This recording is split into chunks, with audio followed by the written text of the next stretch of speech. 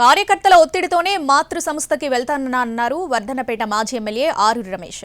BJP నాయకులతో గానీ పార్టీతో గానీ తనకు ఎలాంటి ఇబ్బందులు లేవంటున్నారు.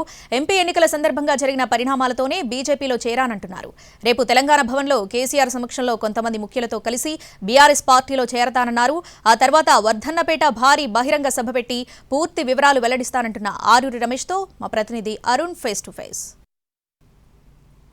బీజేపీ సభ్యత్వానికి ఆరూరి రమేష్ రాజీనామా చేశారు. బీఆర్ఎస్ లో జాయిన్ కావడం కోసం రంగం సిద్ధం చేసుకున్నారు. అసలు బీజేపీకి రాజీనామా చేయాల్సినటువంటి పరిస్థితులు ఎందుకు వచ్చాయి, బీఆర్ఎస్ లో ఎప్పుడు చేరబోతున్నారు, 28వ తారీఖులో చేరుతారనే ప్రచారంలో ఎంత నిజం ఉందనేది ఆరూరి రమేష్ మనతో ఉన్నారు. ఆయనతో మాట్లాడదాం. సార్, బీజేపీకి రాజీనామా చేసినట్టు నిన్న లేఖ విడుదల చేశారు. ఎలాంటి పరిస్థితుల్లో రాజీనామా చేయాల్సిన పరిస్థితులు వచ్చాయి?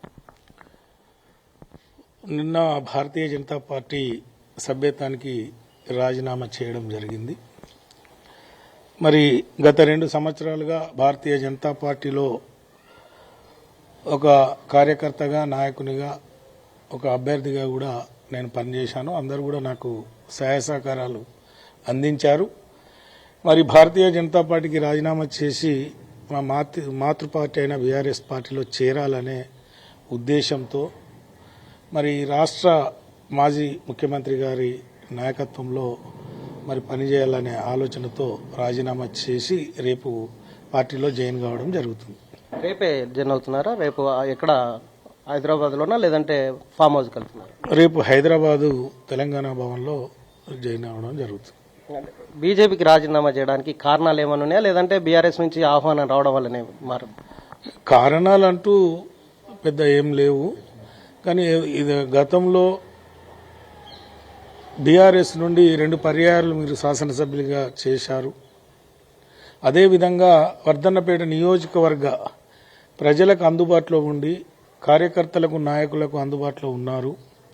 మరి గతంలో నాతో పనిచేసిన నాయకులు కానీ, కార్యకర్తలు కానీ మరి ఎట్టి పరిస్థితుల్లో మరి మనం మాతృ పార్టీకి, ఇంటి పార్టీకి రావాలన్నా మరి మేమందరం కూడా మీకోసం పనిచేసిన వాళ్ళం, ఉద్యమం కోసం పనిచేసిన వాళ్ళం.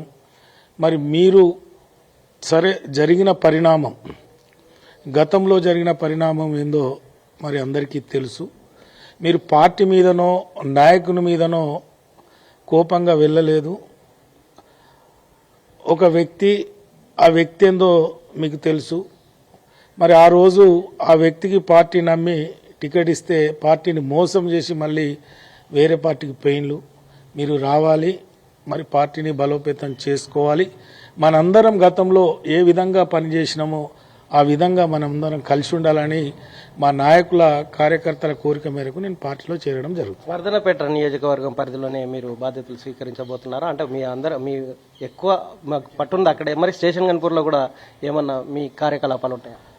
ఒక పార్టీ సభ్యునిగా నియోజకవర్గంతో పాటు మరి ఎక్కడ మా నాయకులు, కార్యకర్తలు ఏ ఆపదైనా, ఏ సంపదైనా మరి ఇది గతంలో ఆనవాయితీ ఉంది. ఇప్పుడు కూడా ఆపది సంపదలకు అందరికీ అందుబాటులో ఉండడానికి తప్పకుండా మరి ఎవరు పిలిచినా పోవడం జరుగుతుంది. కాబట్టి మరి ఒక పార్టీలో ఉన్నప్పుడు మరి రమ్మన్నప్పుడు పోకుండా ఉండదు. కాబట్టి మరి నేను ఆ రోజు జిల్లా అధ్యక్షునిగా, మరి శాసనసభ్యునిగా మరి అనేక గ్రామాలు, మండలాలు కూడా నేను పర్యటన చేయడం జరిగింది.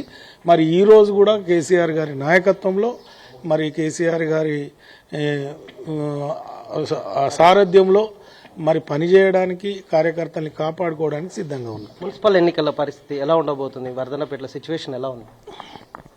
వర్ధన్నపేట నియోజకవర్గ హెడ్ క్వార్టర్ను మరి ఆ రోజు మున్సిపల్ చేసిన ఘనత కేసీఆర్ గారిది, అప్పటి ప్రభుత్వాన్ని.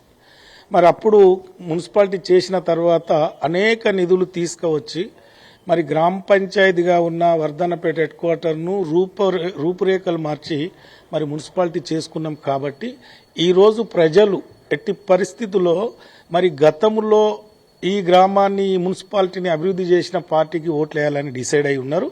తప్పకుండా రేపు మరి గులాబీ జెండా వర్ధన్నపేట మున్సిపాలిటీ పైన ఎగరబోతుంది. కార్యకర్తల కోరిక మేరకు కేసీఆర్ అలాగే కేటీఆర్ నుంచి వచ్చినటువంటి సూచన మేరకు పార్టీలో చేరడం కోసం రంగం సిద్ధం చేసుకున్నాం.